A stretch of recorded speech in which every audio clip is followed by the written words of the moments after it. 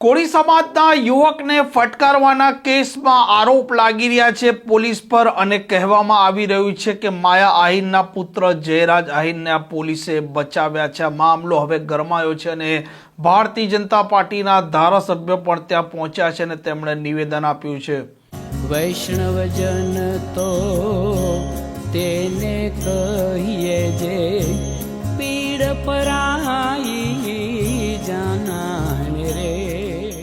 નમસ્કાર, આપ જોઈ રહ્યા છો નવજીવન ન્યૂઝ અને હું છું આપની સાથે તૌફિક કાંચી। આજકાલ ભાવનગર પણ ખૂબ ચર્ચામાં છે અને લોક સાહિત્યકાર માયા આહિર અને તેમના પુત્ર પણ ચર્ચામાં છે અને તેનું કારણ છે આજ ભાવનગર જિલ્લાના મહુવા તાલુકાના બગદાણામાં કોળી યુવકને જે પ્રકારે ફટકારવામાં આવ્યો તે મામલો અને ત્યાર પછી આરોપ લગાવવામાં આવે છે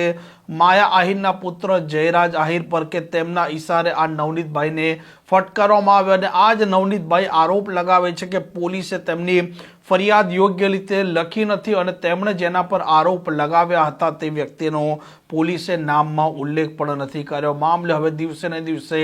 ગરમાઈ રહ્યો છે અને જે પ્રકારે હવે આ મામલો ઉપસ્થિત થયો છે તેમાં ભાવનગરની પોલીસે તેના સામે આરોપ પણ લાગી રહ્યા છે અને કઠેડામાં પણ આ જ આગેવાનો ઊભા રાખી રહ્યા છે કેમ કે માયા આહિરના પુત્ર જયરાજ આહિરને પોલીસે બચાવ્યા છે તેવા આરોપ છે અને આજે ભાજપના જે ધારાસભ્ય છે કેસી રાઠોડ અને શામજી ચૌહાણ પણ ત્યાં પહોંચ્યા હતા અને તેમણે આ મામલે પ્રતિક્રિયા પણ આપી છે। આગેવાન નવનીતભાઈ તેમની ઉપર થોડા દિવસો પહેલાં ચેક ખૂની હુમલો કરવામાં આવેલો અને એ ખૂબ દુઃખદ ઘટના છે અને અમે એમને મળ્યા, એમને ખબર અંતર પૂછ્યા, એમની પાસેથી માહિતી પણ મેળવી। એમના દ્વારા જે કાંઈ આરોપીઓ 3 કે 4 પકડાણા છે અને એ સિવાયના આ જે બનાવમાં જેમને કાવતરું રચ્યું છે અને જે કાવતરું કરીને જે હુમલો કરવામાં આવ્યો છે એમાં સોશિયલ મીડિયામાં જે મૂળ આરોપી છે એની સાથે વિડીયોમાં સ્પષ્ટ દેખાય છે કે એના થકી આ હુમલો થયો છે। જે અમારા નવનીતભાઈ છે એમને પોલીસમાં જે એમને ફરિયાદ આપી છે એમાં ક્યાંય પોલીસે આરોપીને સાવરવાના પ્રયત્નો કર્યા છે, પ્રયાસો થયા છે, ત્યારે અમે બધા અમારા આગેવાન અમારા ધારાસભ્ય આ વિસ્તારના પરસોત્તમભાઈ સોલંકી, માનનીય મંત્રીશ્રી અને હીરાભાઈ સોલંકી એમને નવનીતભાઈની મુલાકાત લીધેલી અને અમે બધા ધારાસભ્યોના સાંસદો સોમવારે નવનીતભાઈને ન્યાય મળે એના માટે ગાંધીનગર માનનીય મુખ્યમંત્રીશ્રી અને ગૃહમંત્રીશ્રીએ રજૂઆતો કરવાના છે અને ન્યાય આજે જયરાજનો જે સોશિયલ મીડિયામાં વિડીયો વાયરલ થયો છે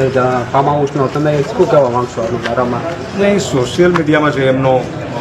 વિડીયો વાયરલ થયો છે એ અમે બધા ગાંધીનગર મળીને માનનીય મુખ્યમંત્રીશ્રીને આ બધી હકીકતો જણાવીને નવનીતભાઈને ન્યાય મળે એવા પૂરા અમારા પ્રયાસો રહેવાના છે। કનુભાઈ પટેલ, ધારાસભ્ય સાણંદ। આજરોજ મહુવા ખાતે સમાજના અમારા ભાઈ ઉપર જે હુમલો થયો છે નવનીતભાઈ ઉપર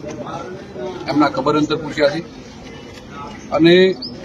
સમગ્ર ગુજરાતનું સમાજ, કોળી સમાજ